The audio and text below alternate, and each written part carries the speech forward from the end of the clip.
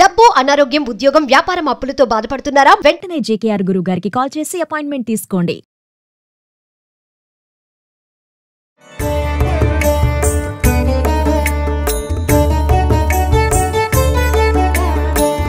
నమస్తేస్తు మహామాయే శ్రీపీఠే సురపూజితే శంఖ చక్ర గదాహస్తే మహాలక్ష్మీ నమోస్తుతే.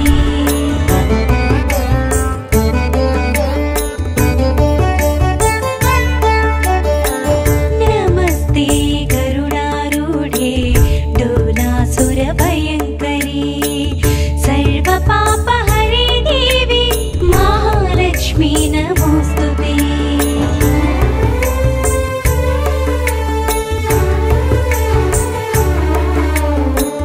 నమస్తే రమగారు. నమస్తే జయ. రమగారు, మనం వరలక్ష్మి వ్రతానికి అమ్మవారిని అలంకరించుకుంటాం కదా, రకరకాలుగా ఎవరి పద్ధతి ప్రకారం వాళ్ళు అలంకరించుకుంటూ ఉంటారు.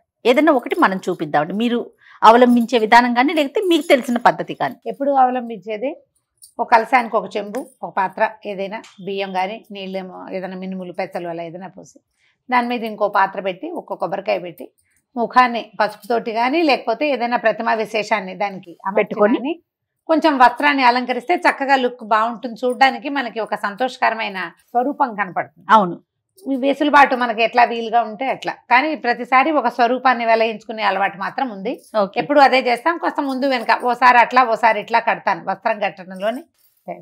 ఈసారి ఇంకొకటి చూపిద్దాం. ఓకే, ముందుగానే మనం బింది పెట్టుకున్నాం చిన్నది. ఇది మీరు ఎత్తుగా కావాలనుకుంటే వస్త్రం పెద్దది తీసుకోవటము, బిందె సైజు పెద్దది పెట్టుకోవడం అంతే. ఏదైనా ఇప్పుడు పెద్దదే ఉంది, ఇది కొంచెము దీన్ని కత్తిరించి పారేయటం ఎందుకు, చక్కగా ఇదంతా వస్తుంది కదా. అవును, దేనైనా బాగా పరవటం. నేనేం చేయాలంటే రెండు పక్కల నుంచి కుర్చీ పెట్టుకోవాలి. మనం సమానంగా పెట్టాలన్నమాట. 2 sides పెట్టుకోవాలి కుర్చీ. ఇప్పుడు మనం చీర కుర్చీలు ఎలా పెట్టుకుంటాము, అవును, ఫ్రిల్స్ లాగా ఇంచి ఫ్రిల్ పెట్టుకుంటే అవును సరిపోతుంది. సమానంగా పెట్టుకోవాలి ఫ్రిల్స్. కొంచెం వస్త్రం గట్టిదైతే ఈ క్లాత్ బట్ట అప్పుడు మనకి నిలబడగా వస్తాయి, కుర్చీలు నిలబడతాయి అన్నమాట. ఇలాగే దగ్గరగా కుర్చీ పోసేసుకోవటం. మొదట కొద్దిగా నేల మీద వెసులుబాటుగా పరుచుకుంటే మనం పెట్టుకోవచ్చు. ఓకే, ఇది ఎంత నిలబడే వస్త్రం అయితే అమ్మవారి వస్త్రం అంత బాగుంటుంది. ఎటుదట్టు మనం కుర్చీ పెట్టేసుకోవాలన్నమాట. ఇది ఇక్కడ కనపడుతుంది కదా, వీటిని కొద్దిగా ఫ్రిల్స్ బాగా సరి చేసుకుని పెట్టుకోవాలి.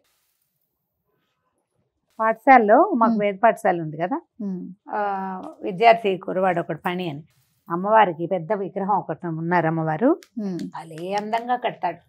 నేను ఇది వాడి దగ్గరే చూశాను ఆ ఫ్రిల్స్ పెట్టడం.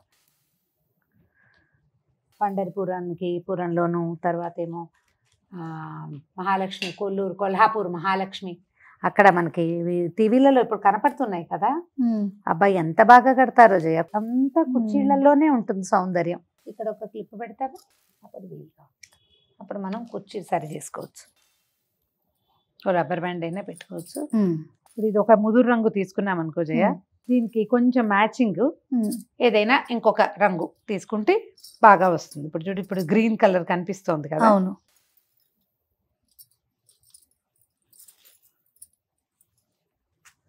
ఇంత కొత్త దాకా వేస్తామా, కొద్దిగా తగ్గిస్తామా, మనకి ఎంత పొడుగు కావాలి చూసుకుని ఈ వెనకాల అడ్జస్ట్ చేసుకోవాలి. ఇది ఇక్కడ ఇట్లా ఏమైనా పెట్టేద్దాం, అక్కడ ఒకటి పెట్టుకుంటే అప్పుడు మనకి ఇలా వస్తాయి అన్నమాట. ఇలా రావాలి. ఇట్లా ఏ పక్కకి ఆ పక్కకి కుర్చీ వదిలిపెడుతుంది. ఇక్కడ ఒక క్లిప్ పెట్టేద్దాం. పెట్టుకోవాలి. క్లిప్ పెట్టుకుంటే క్లిప్ గానీ 2-3 క్లిప్పులు పెడితే గట్టిగా ఉంటుంది. చెంబు గనక మనం పెట్టింది కొంచెం పెద్ద రకంది అనుకో, అంటే అప్పుడు ఈ రౌండే కూడా సరిపోతుంది. అప్పుడు ఏం చేయాలంటే ఇక్కడ కూడా ఒకటి ఏదైనా పిండి పెట్టేద్దాం. ఇవి ఉంటాయి కదా, వాటిని ఏమంటారు, స్టేపుల్ పిన్స్. స్టేపుల్ కూడా కొట్టేయచ్చు, కదలకుండా ఉంటుంది.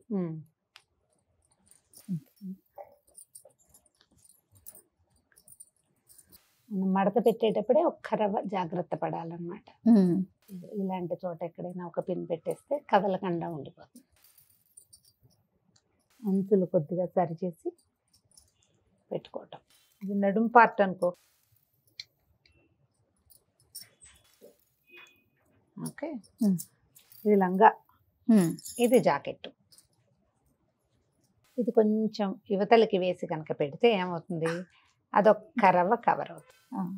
కొంచెం నెక్ కవర్ అయినట్టుగా ఏమీ లేదు, నేను దీని వెనకాల పెట్టారు ఇందులో ఉన్న పీస్ని పక్కకు తిప్పి పెట్టాను అంతే.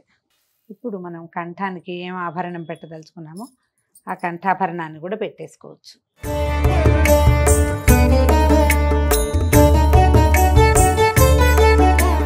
ఇప్పుడు అమ్మవారి ముఖాన్ని ఒక కొబ్బరికాయకి తగిలించి దాని మీద కూర్చోబెట్టేసుకుంటాం.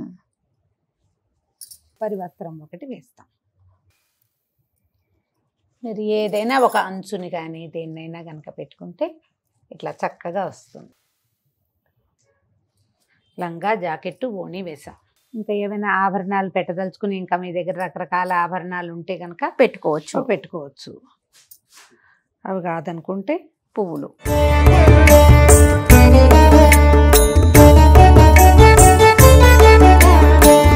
నమస్తేస్తు మహామాయే శ్రీపీఠే సురపూజితే.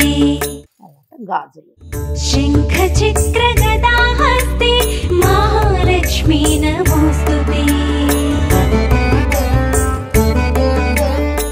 ఇంకా ఆభరణాలు ఉన్నాయంటే పెట్టుకోవచ్చు. నమస్తే గరుడారూఢే డోలాసుర భయంకరీ సర్వ పాపహరే దేవి మహాలక్ష్మీ నమోస్తుతే. రమ్మగారు, ఇప్పుడు మనము ఈ అలంకరణలో 3 వస్త్రాలు వాడాం కదండి. కింద పరికిణీ లాగా ఒకటి, బ్లౌజ్ లాగా, రవికల్లే ఒకటి, నుంచి ఒక ఉపవీతం లాగా అంటే ఉపవస్త్రం ఓణి లాగా ఒకటి. మన ఛాయిసే, మనం ఉపవీతం వేయకుండా మధ్యలోది వేయకుండా మొత్తానికి ఈ ఎర్రదాంతో మనం పైన కవర్ చేసుకోవచ్చు. ఓకే. ఇలా వేస్తే ఏంటంటే మనం ఆ 3 వస్త్రాలు కట్టిన ఫీలింగ్ బాగుంటుంది అనమాట. మన అలవాటుని, ఆసక్తిని, అవకాశాన్ని బట్టి. అంతే తప్ప ఇన్నే వెయ్యాలి, ఒకటితోనే చేయాలి, 3తోనే చేయాలని లేదు. మీరు అన్నట్లుగా మన ఆసక్తి, అలంకరణ చాలా బాగుంది రమ్మగారు. ముచ్చటగా అనిపిస్తున్నారు. మీ ఇంట్లో ఉన్న నగలన్నీ అలంకరించి ఏ గొడవలు, కొట్లాటలు, హడావిడి, హైరాణ లేకుండా అలంకరణకే మధ్యాహ్నం చేసేయకుండా 5 నిమిషాల్లో అయిపోవాలి. ఇవన్నీ ముందు రోజు రాత్రి ప్లాన్ చేసుకోవాలి. అప్పటికప్పుడు మిగిలిన వంట అయ్యాక 10 నిమిషాల్లో అమ్మవారిని అలంకరించి కూర్చోబెట్టుకోవాలి. అంతే. రమ్మగారు, అలంకరణ వరకు బానే ఉంది. ఇంకొక అనుమానం వస్తూ ఉంటుంది. మనం శుక్రవారం రోజు పెట్టుకుంటాం కదా, సాధారణంగా మనం ఇంట్లో ఏదైనా దేవుణ్ణి పెట్టుకున్నప్పుడు కదిపే రోజును కూడా చూసుకుంటాం. 3వ రోజు, 5వ రోజు ఇట్లా.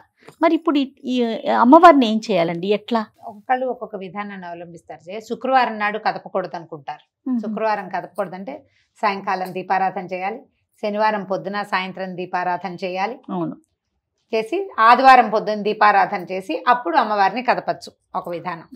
రెండోది, మనం ఏ వ్రతమైనా సరే వ్రతం అయిపోయాక పునఃపూజ చేసి వెంటనే యజ్ఞేన యజ్ఞమయంత దేవాహ పద్యం శ్లోకం చెప్పుకుని అప్పటికప్పుడు కదిపితే దానికి శుక్రవార నియమం లేదు. సాయంకాలం కదపాలంటే మీకు పనికిరాదు.